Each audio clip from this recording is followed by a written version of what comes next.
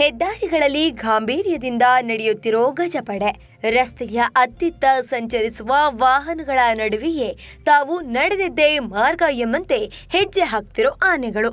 ಕಾಡಲ್ಲಿ ಶಿಬಿರಗಳಲ್ಲಿ ಇರಬೇಕಿದ್ದ ಆನೆಗಳು ಇದೇನಿದು ರಸ್ತೆಯಲ್ಲಿ ಮೆರವಣಿಗೆ ಮಾಡ್ತಿವೆ ಅನ್ಕೊಂಡ್ರ? ಅಲ್ಲೇ ಇದೆ ಸ್ವಾರಸ್ಯ.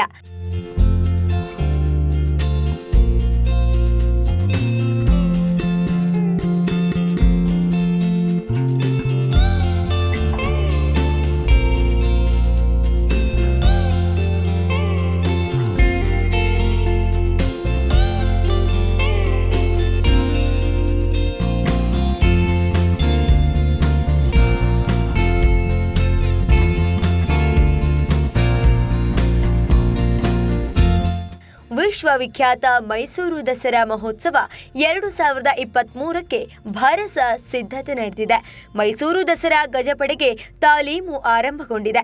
ಈ ನಿಮಿತ್ತ ಅರಮನೆ ಆವರಣದಿಂದ ಬನ್ನಿ ಮಂಟಪದವರೆಗೆ ಗಜಪಡೆ ಹೆಜ್ಜೆ ಹಾಕಿದೆ.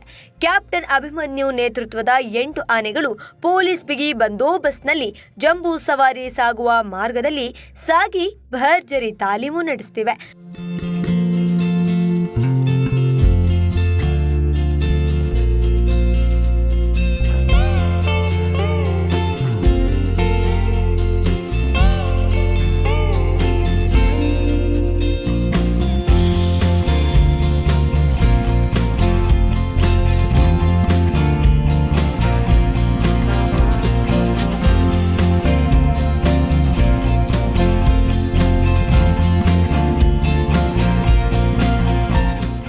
ರಸ್ತೆಗಳಲ್ಲಿ ಆನೆಗಳ ಸಂಚಾರ ಕಂಡು ಮೈಸೂರಿನ ಜನತೆ ರೋಮಾಂಚನ ಚಕಿತರಾಗ್ತಿದ್ದಾರೆ.